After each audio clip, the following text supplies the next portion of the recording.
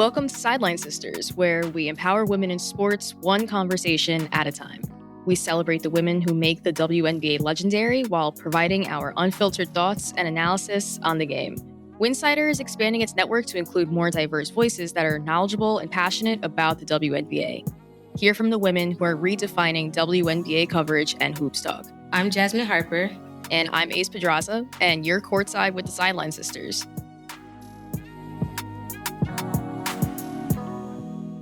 Hey everybody, welcome back to another episode of Sideline Sisters. We are your hosts, Candace, Pedraza, and Jasmine Harper. Jazz, how are you doing today? Doing pretty good. We're in week 4, I think, of the WNBA. The basketball has been amazing so far. And yeah, I'm just ready to talk about hoops. How have you been lately? Same here. Just been watching a ton of Fever games for work, so that's been fun, especially just seeing how they do with all their injuries, which we'll definitely get into in this episode. But yeah, it's been cool. Like I'm excited to see how the rest of the season is starting to unfold. Commissioner's Cup is upon us, which is fun. Yeah, very exciting stuff. And I feel like there's been a lot of great matchups so far, a lot of like really surprising teams that have been doing really well. And then also, of course, there are teams that haven't exactly been meeting our expectations that we had set maybe for them prior to the season starting. So I guess we could just dive right into that. Just teams that maybe are exceeding your expectations or have been like really pleasant surprises for you this season. Yeah, I think first off, you have the Washington Mystics. Everyone pretty much predicted they would be at the bottom of the standings for the entirety of the season. And technically they're not, they are, but they aren't. They're currently 8th overall. And they're 3-5 right now, but they're still outperforming the Valkyries, the Sky, Sparks, the Sun, and the Wings. So can't be too mad at them being 3-5, even though you're number 8. That's still like a playoff spot this far. Shout out to Sonia Citron and Kiki Iriofin. Didn't expect the number 3 and 4 picks to come in and just literally slay right out the gate. Kiki's been doing a really great job playing at the 4, going up against really big time players like Asia Wilson and being able to keep up with her. Same thing about Sonia Citron. After she kind of took that VG screen, she's just been growing more and more each game. She's not shying away from the physicality, and I really like that from her. So very surprised and have been enjoying Mrs. Basketball. What about you? What's the team that you think has been exceeding expectations so far?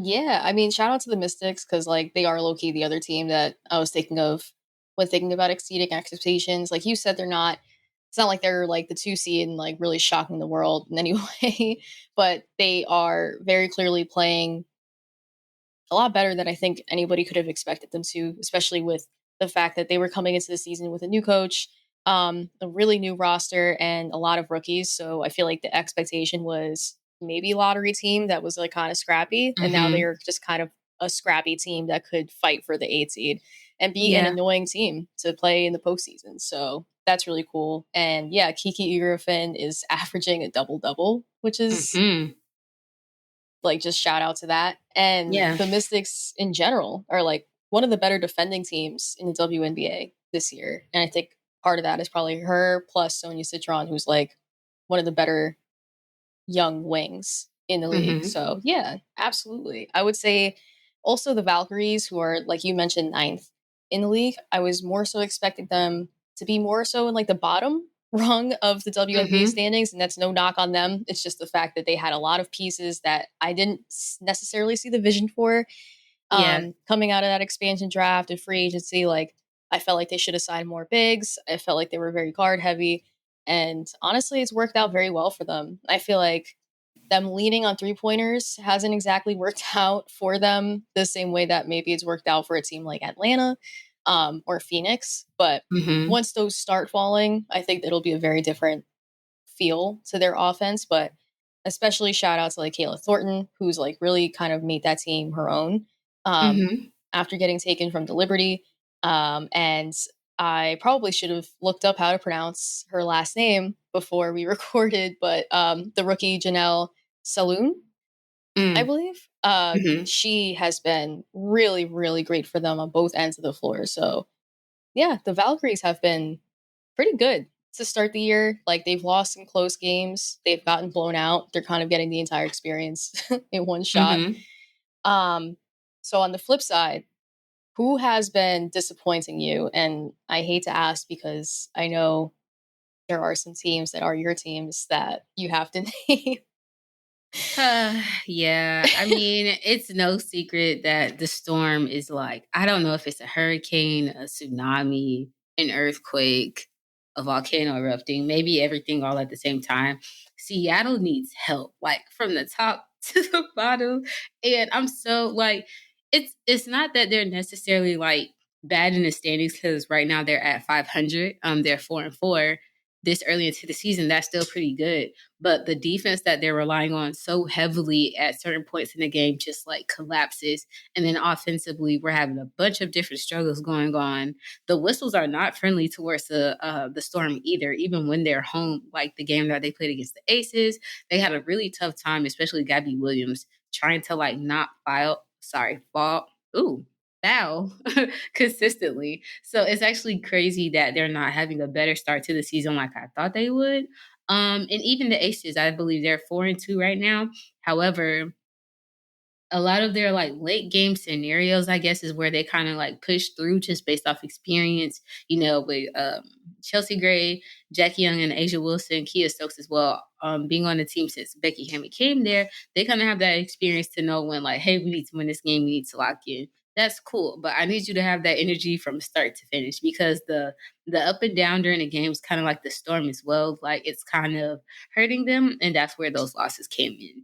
So yeah, both of my teams are just going through it right now, just a little bit. And even the Aces bench, I'm not too happy about. The Storms bench is a little questionable.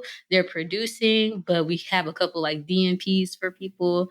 And then, the people we do bring off the bench, sometimes they don't perform to the best of their ability, but we'll get into that a little bit later.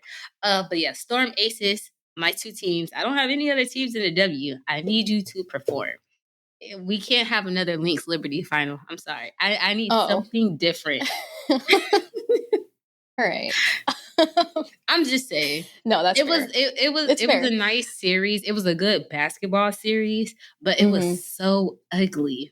It was pretty ugly basketball. It was an ugly and gritty game, and I was just like, can we just get a little bit more excitement this year? That's all I'm asking. It doesn't have to be the Fever, but it could be the Storm or the Aces. Just saying. I hear that. Okay, understandable. I had the Storm, but I think I'll actually switch to saying that I think the Sparks are kind of disappointing me a little bit to start the year. But to be fair, they've definitely obviously dealt with injury issues. Cam Brink is still not back. Rickea Jackson missed some time because of a, I think, concussion protocol or something along those lines. Concussion protocol.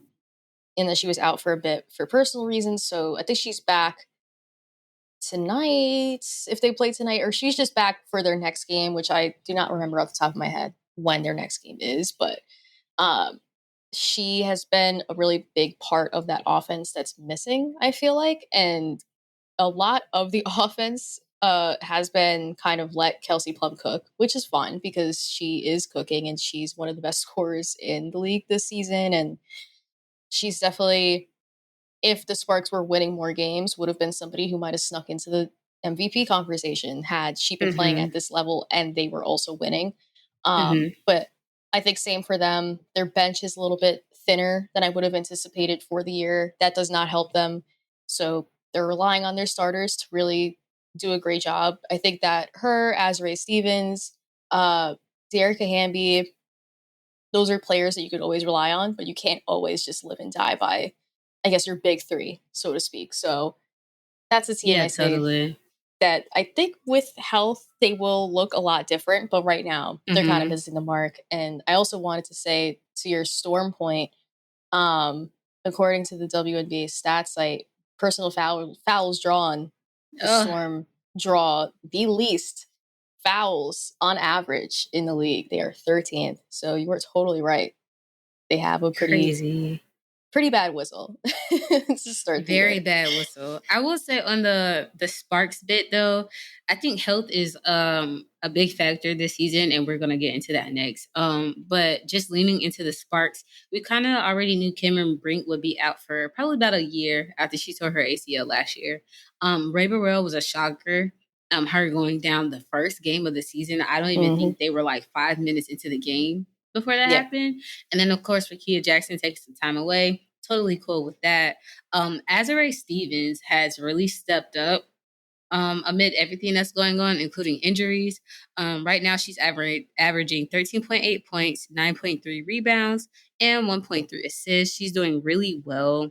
And I like her fit with the Sparks recently. She had like a stint in Dallas and then a stint in Chicago, but she never was really utilized to the best of her abilities. I feel like with LA this season, she's really getting back to like that form that she had when she first joined the Chicago Sky. And she's also shooting 48.2% from the field overall. So I think she's producing really well for them. And I think they need to lean into her a little bit more. Like, of course, you're going to use Kelsey Plum and De'Arca Hamby, but Azurá is right there as well. She's a force to be reckoned with. I don't know if everybody saw how her and Satu were going at it during the Phoenix Mercury game. Azurá doesn't usually act like that. So that's just showing you like how much more aggressive and physical like she's playing this season. And I've been enjoying to get to see her a little bit more, even though it comes at the expense of other people's injuries, unfortunately. Yeah, absolutely. And she's definitely entered the most improved player conversation just by way of her taking the opportunity that she's been presented and running away with it, which is fantastic to see. And I think we see that with a lot of teams this year because there have been, like you said, a lot of injuries to start the year, which always sucks because you never want to see the league unhealthy, especially at the very beginning of the entire season.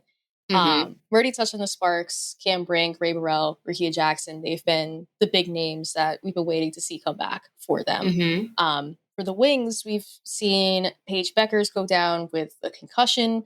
Ty Harris has also dealt with injuries. The Fever, Caitlin Clark and Sophie Cunningham. The Valkyries have been dealing with Tiffany Hayes. She's been like on and off the floor because of a face injury, nose injury that got like exacerbated once she came back. She literally got hit in the face immediately after she got back on the floor for the Valkyries. Camila Cardoso with her shoulder injuries, and then the Dream with Jordan Canada, but she will be back tomorrow versus the Connecticut Sun. We're recording on Thursday, so that'll be their Friday game. Are there any injuries that really like pop out to you from this list? I guess other than the Sparks, is that you're like, this is obviously going to be impactful for this team. Yeah. For one, I think Jordan Canada going out so early in the season was a big blow to Atlanta. But Tahina Pow stepped up in her play. She's been playing really well for them. The Dream are way higher than I expected this season. And I guess that's okay. I am still trying to understand this NBA-ish philosophy in the W sometimes, so it takes me a minute to grasp things. But the Atlanta Dream right now are 5-2. That speaks to how well they've all been playing together. New coach, new system, a bunch of new people on the roster, but even some of the people who have been on the roster for a while, like Naz Hillman, she's really been performing to the best of her abilities lately. So I think them getting Jordan Canada back tomorrow is really going to put them like over the top. And I'm excited to see how that goes. But on the other hand, teams like the Wings and Fever are missing their point guards pretty badly right now. Yeah, it's real tough out here for them. They're without Caitlin Clark. I think she's missed 3 games so far this season. Right now, they're 3-4. Sophie Cunningham is also out, but Sid Colson is fine, which is a plus for them. They grabbed Erin McDonald, I believe, on a hardship contract. Not really sure if it was rest of season or just, one considering the health of the other players. But she came in and she gave a really great performance in their last game. I think that the Fever are going to have to work a little bit extra with their bench in order to compensate for Caitlin not being there, especially when you have, a player like Caitlin, who essentially is your system. You don't really play and I'm not saying Steph White isn't a good coach, so please don't take that out of context. But you really don't have to play a system when you have a person like Caitlin Clark, because the way that she shoots and just carries herself throughout the court, it really does wonders for the team. But having a person like Sid Colson or Ari McDonald just come in as the backup PG, I think that really helps them. But also, I think it's going to be a tough hill for them to climb if they don't get enough bench support. What do you think about the Fever right now? Yeah, so the Fever, like I mentioned earlier, I've been watching more of their games just for work. And what I really noticed with them is that when they get Aaliyah Boston involved, they are a completely different looking team with or without Caitlin Clark. Like, and she is the best person to get her involved. And so that's what makes her loss hurt a little bit more, just because Aaliyah Boston gets less touches in the paint, and that's never going to win the Fever any games if she's not getting the most shots up, or at least some of the most shots up in the game. I think the first two losses that they suffered without Caitlin Clark on the floor, it was because mostly that, like, Sid Colson unfortunately just wasn't able to get the ball enough to Aaliyah Boston. In the second game, it was because Sid Colson literally went down early and just didn't come back, and so they didn't really have a true point guard on the floor to feed Aaliyah Boston. So she was trying to create a lot of her own shots, and that is not really her game yet. And so it was just a struggle watching the offense try to operate.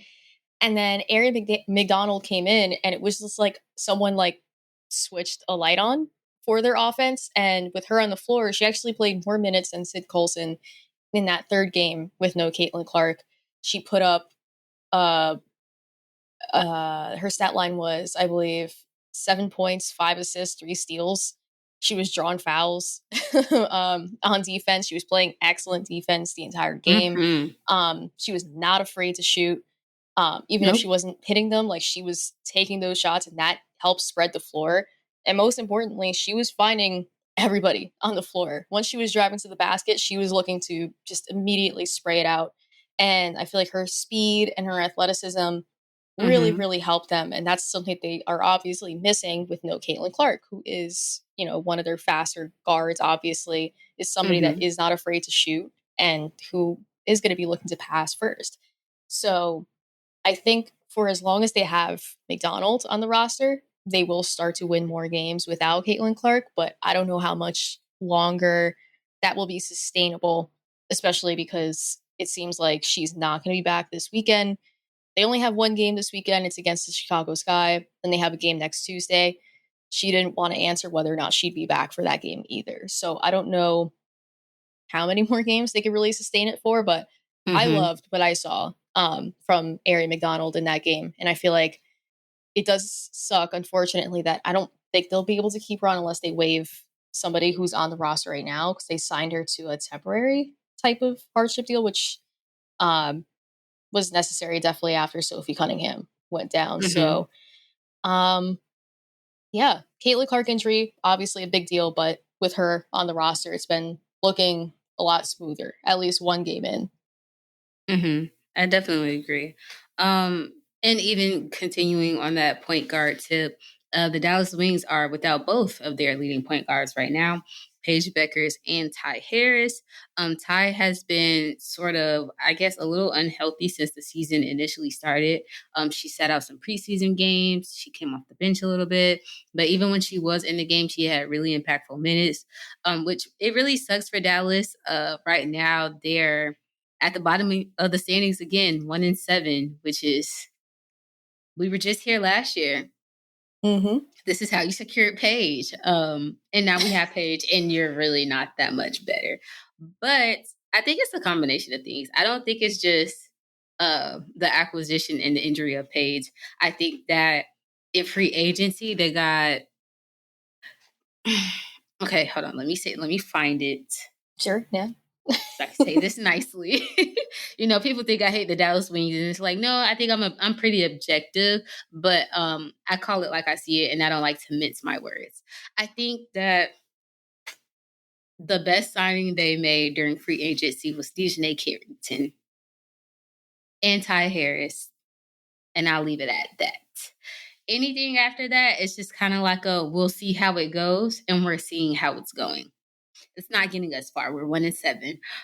So I think with the Dallas Wings, they have to figure out really their identity. I think that after this season, they move on from some people. I think they keep Paige and Maddie, and then maybe Isaiah and JJ Kennerly. But ultimately, like, I think it's time to move into a younger direction for the team, and then just go ahead and let Arike and Tierra McCowan go be great somewhere else. I do appreciate what they've done for the team over the past few seasons, but ultimately, like, this system of players really doesn't work, especially if you're trying to build around Paige. Like, Arike is a high volume scorer. She's going to be taking over 20 to 25 shots a game. You can't really, or you can, but it may not work, pair somebody like that with a Paige who plays a little bit more consistently, even kill. She likes to take her time and manage the tempo a different way than Arike likes to play. And I think, like, Paige has made some great relationships with people on that team. So you never know. They could come back next year. But I think ultimately, like, the Wings are just going to have, like, a tough season. I think they could get to 10 wins for sure. This 1-7 is really tough right now, though. But we'll just have to see how it goes. I will say I don't like the slander of Chris Cole-Clones. Y'all were championing him under my tweets during media day about all these different tactics and stuff he's doing to connect with his players. And now that they're 1-7, everybody wants to tear him down. Like, this is also somebody from Kurt Miller's coaching tree. So we kind of have to let him grow his head coaching legs. So that way, he could get the experience that he needs to understand how the team should be ran. But it's not going to come together with a new roster, new system, new coach, new GM, and Paige all within like a couple games. It's not going to happen. Yeah, absolutely. And I still cannot believe that they let Kalani Brown walk, but that's neither here nor there. We're gonna bring this up every episode, Ace. I don't care. It's crazy. Fine, but like, she's just thriving with Phoenix. It really doesn't make any sense to me. And I guess in a perfect transition into our next topic, or one of the next topics that we're going to cover, I feel like somebody that the Wings should maybe be in on, but probably can't be, because I think you had explained that their cap sheet is just wild for this season. Yeah. Like, crazy. It would be impossible to do this most likely, but they should be trying to acquire or just add another center to this roster, just another big to this roster. And there is a big available from Seattle, the Seattle Storm's center, Li Yueru. And I apologize if that was not a great pronunciation, but she has requested a trade from the team as a result of her just being pretty underutilized, I would say, by the Storm so far this season. Hasn't been getting a ton of minutes, but like, when she has been on the floor, has been pretty solid and impactful for them. But she is now looking out from the team after they acquired her in that 3-team deal that sent Jewell Loyd to the Aces and sent her to the Storm from, I believe, the Sparks. So there's a lot going on there. There's a lot going on with the Storm and Aces.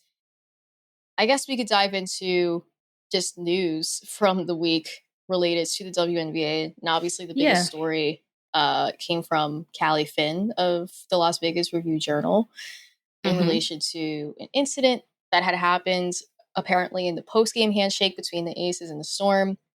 A Storm assistant allegedly cursed at or just said something inappropriate or used profanity towards a former Storm player who is currently on the Aces, and the only person that would make sense that would have been would obviously be Jewell Loyd, because we have the other way, which is Alicia Clark. That wouldn't make any sense. So flip of that, it has to be Jewell Loyd. And it's not being investigated by the league, but they're aware that it happened after an initial report that they were going to be investigating it. There's just a lot going on there, and I do hope that Jewell Loyd has some peace playing with the Aces at the moment. However, she was sharing that she had some concerns of bullying and harassment from the Storm staff that led to her requesting a trade from the team. And that was also investigated, I think, by outside sources, but not the league. And that ended up being settled or closed as well. So, yeah. The Storm just, again, suspect still has a lot going on. And it sucks because even though like sources didn't come out and confirm that it's Jewel, again, like we kind of stated earlier, she kind of fits the bill of the player from both teams. And it sucks because the Seattle Storm, like you said, hired an outside firm to conduct an investigation of the allegations that Jewel made last year of bullying and harassment. And they found nothing. And then she comes back to face the Aces. They might have been back-to-back games. They might have played them twice, but within like a 3-day span. And then with that, you're still possibly being bullied and harassed. And I think that is why now like the league has been notified and is taking it to the next level. I just wish everything could have been a little more thorough and addressed the first time. But we'll have to wait to see what comes out of this. According to Annie Costaball, who's over at Front Office Sports, there's no suspensions or fines being involved right now for whoever the assistant coach is. So that's also an interesting outcome. Yeah, even in the case of Li Yueru, her asking to be traded from the franchise, that's still pretty tough. I believe Lee was traded 3 times already. And she ended up, in the beginning of her career, I believe it was with the Chicago Sky and the Atlanta Dream. Don't quote me on Chicago, but I know Atlanta was one of them. And it sucks when, she was kind of included in the trade to be able to let Jewel Lloyd leave, as well as Kelsey Plum leave their destinations. And she probably expected a bigger role in Seattle, but you have Ezzy, you have Nneka, and then you draft Dominique Malonga. She kind of shuffles to the bottom of the list. And through her, in her minutes, she really performs to her best. I believe she got 6 or 7 points in 6 minutes. Like when she comes in, she definitely gets the productivity that the Storm are looking for, but also pulling her so quickly, you're not really utilizing her to the best of her ability. So I wish the best for Lee. I wish the best for Jewel and Seattle. Even Vegas, like the behind the scenes stuff and all these investigations, I'm tired of waking up to news. I need everybody to just take a chill pill. I don't know if we need to go to Cancun, Cabo, wherever the NBA players go, and just calm down. Like unwind. Keep the focus on basketball. Like that's what we're all here for at the end of the day. We're not here for all this extra shit. Like basketball is the focus. Can we please keep it on the court? And if we can't, you don't need to be in the room. Okay, read the room. I have nothing else to add to that. That's exactly how I feel. So, yeah, too many shenanigans. Like, let's get back to the basketball. Absolutely. And that's why you listen to Sideline Sisters, for the basketball. Exactly. Literally, all we want to talk about is basketball, and the league just keeps doing shenanigans, and then we have to talk about it, but we don't want to. We don't want to do that. Give us good things to talk about. Literally. Speaking of good things, though, we did get news about Players of the Month, Coach of the Month. So I think the league hit the nail on the head with every single vote, honestly. So, Players of the Month, it was Alicia Gray, who that was the first time that she's been named Player of the Month. Well, she got Player of the Week and Player of the Month announced within 7 days at max. Amazing. Well deserved, absolutely. And Nafisa Collier, no surprise, I would say, just because she is currently averaging a 50-40-90 split to start the season. Oh my gosh, really? Yeah, that is true. Which is very, very wild. She has just been. She picked up where she left off from last year, if not better than what she looked like last year.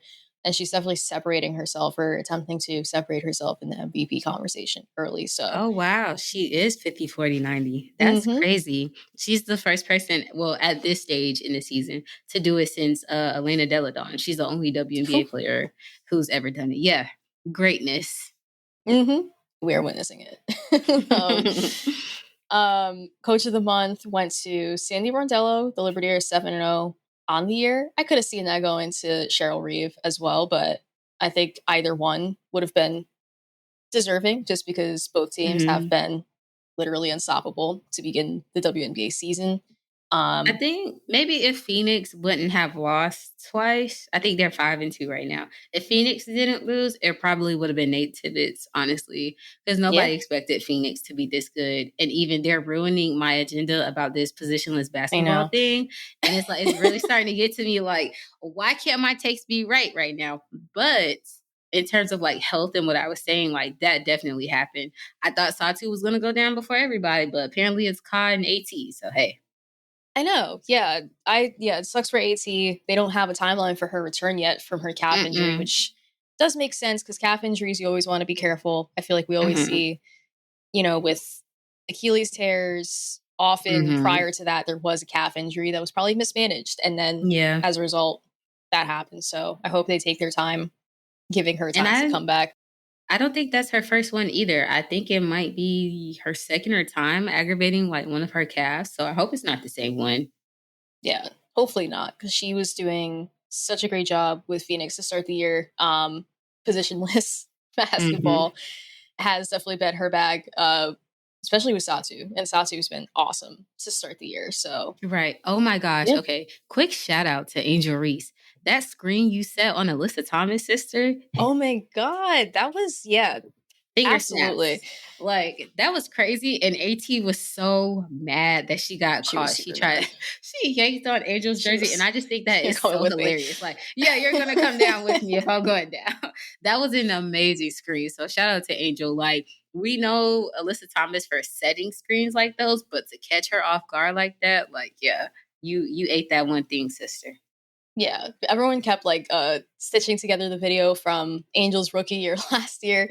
I forgot about that. Like AT pulling her down, lined her. Oh yeah, crazy. So it's hilarious to imagine that Angel Reese was like, okay, like this is in the back of my mind now, and now next time I see you, I'll get my revenge. She was in a whole full year. Yeah, she was in the weight room specifically with that memory. For AT, and it's like AT running full speed ahead, not even looking. She was planted. She ate that charge. That was nice.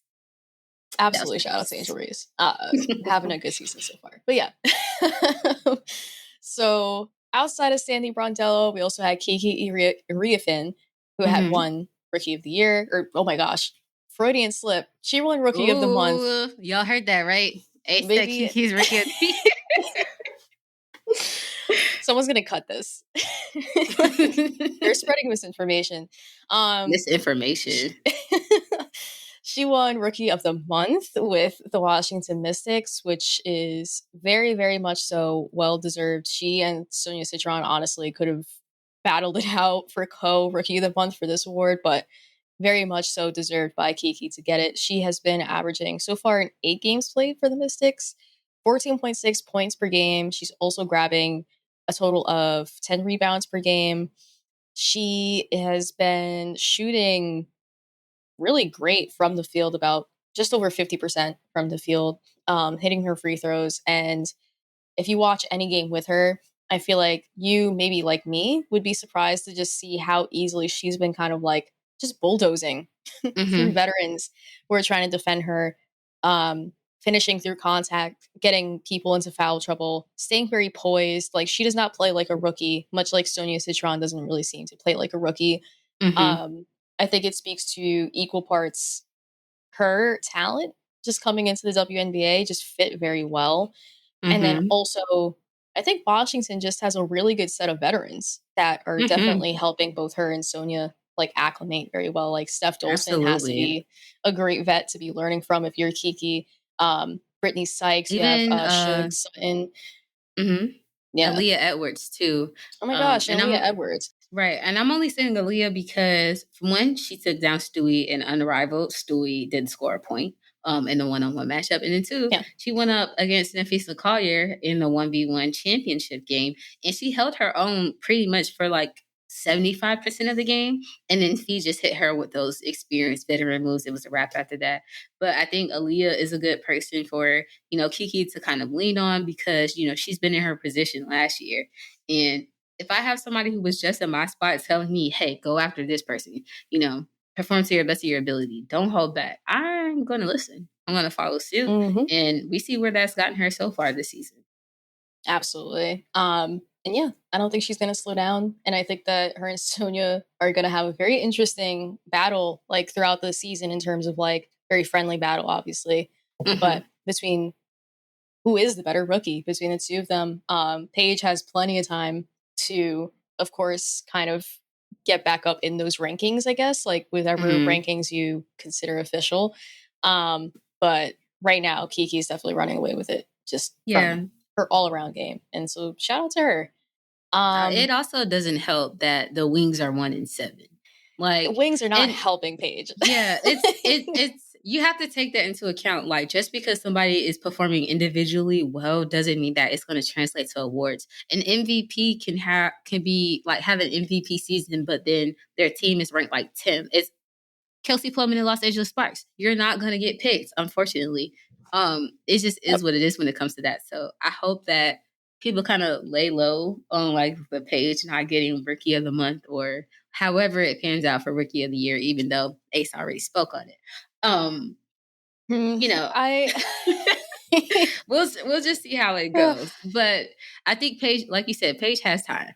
She definitely has time.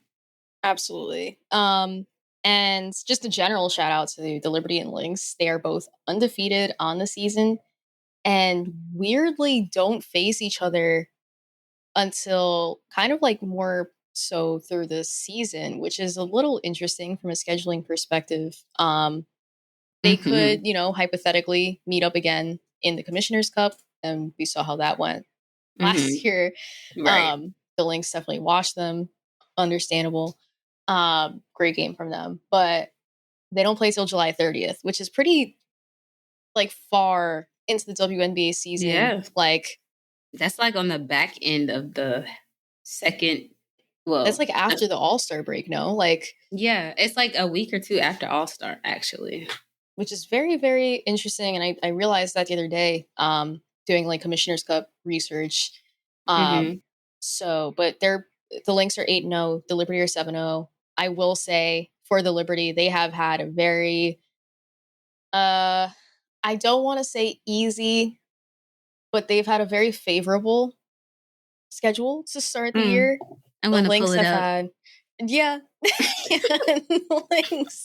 The Lynx have had like genuinely tough games to have to like battle through, and like that's very interesting to me that, you know, the Lynx are 8-0, having played I know they played Phoenix recently, and they've played a few other like above 500 teams, whereas the Liberty, I think they've played Washington what feels like twice already. They played Golden State twice already. Honestly, the only like really challenging game they had was the first one against the Aces, but it was the first game of the season. And then they also played the Fever, but you know, the Fever hasn't fully come together. Yeah, exactly. So both starts have been super impressive, but I will even say, as the Liberty are my team, like they haven't been really challenged yet. Despite the 7-0 start. I'm looking forward to that. Because I still do think that they are an excellent team, obviously, but I'm very curious to see like them play a team like the Phoenix Mercury or obviously Minnesota, the Aces again, or the Storm, just any of those top teams. I think that would be very interesting to see them go at again, as teams are starting to finally settle in and like figure some things out. So yeah, but shout out to both these teams, but I guess especially the Lynx a little bit, just because I feel like they've actually like really shown that they are in it to try to get back to the finals for sure. I'm not happy about these being the top two leading teams right now. And then both of my teams are like, I don't even know at this point. They're just here. But I will give them their kudos for the Lynx. Even in their last matchup, I think they were without Fee. Not the one that they just had, the one before. The one game that they were without Fee, they still won and kept their undefeated streak. Natisha Heidemann was going crazy. Courtney Williams, Jess Shepard. I mean, everybody really just like came together to keep the team afloat while Fee was out. And then she came back and they just kept going. So yeah, shout out to the Lynx. Liberty, I guess I wish y'all nothing but the best, you know, on the surface. But when my Aces see you again, I need that win. I need that. Well, the way Ace just laughed at me was crazy. No. They play again on July 8th. That's their next matchup. It is, I think, again at Barclays Center, though. It's again a road game for Vegas. So okay. It'll be loud. It'll be rowdy. That's definitely my favorite rivalry currently in the WNBA, though. Especially in New York. I hope it stays one. Me too, just because I feel like when they do play each other, they make each other better, like in game, and it's very wild, but it does seem to happen. Whereas with Minnesota, I just think that everyone forgets who they are. Yeah. And like it's just like a black hole of basketball happens on the court and someone ends up winning at the end. But Aces and Liberty games genuinely feel like battles between two really great teams. So I'm excited. That should be a good one. But that's it. That's all we have for you guys today. If you have any questions or comments about the show, about the WNBA, about your favorite team that you want us to talk about or answer, please feel free to shoot us a message on any of the social media platforms that you can find us at. We are everywhere. So please send us a message. And yeah, we will catch you guys next time. Make sure you tune into all of the Winsider podcast, the Winsider show, more Sideline Sisters episodes. We have a lot of stuff coming out on social media. Make sure you follow us on TikTok. We're getting more integrated into there. So thank you for tuning in to today's episode. I enjoyed talking with you, Ace. I enjoyed talking to you too. And I'm excited for the Aces Liberty game, which is so far away. But oh my gosh. Bye, everybody. Bye.